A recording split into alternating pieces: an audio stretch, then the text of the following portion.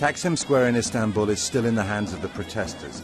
It's as if Trafalgar Square in London or Times Square in New York were occupied, with the police choosing to keep the peace by staying away. Gezi Park, close by, where the trouble started, is a political carnival. Dozens of groups joining in, feminists condemning what they say is the government's attack on women's rights. Around the corner, a pro-Kurdish MP making a speech.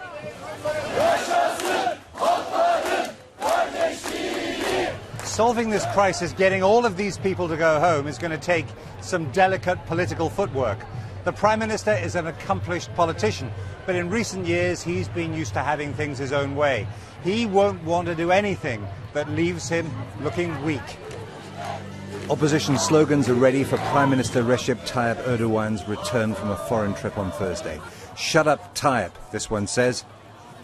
He's writing, resign, resign. Even absent and unseen, the Prime Minister is at the centre of this crisis. A senior government minister, Egemen Bash, said some protests were being exploited by terrorists and vandals. Others were legitimate. The political challenges are something that we welcome. We will have elections in 9 months' time, and we will listen to the voice of the electorate.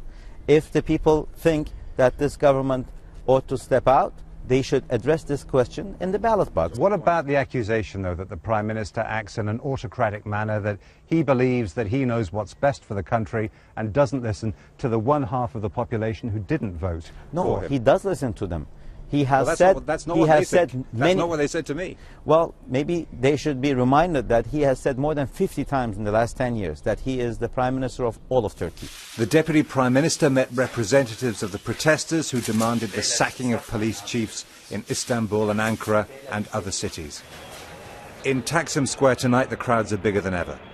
The country waits for the return of the Prime Minister. Where this crisis goes next depends on his response to the protesters' takeover of the centre of Turkey's biggest city. Jeremy Bowen, BBC News, Istanbul.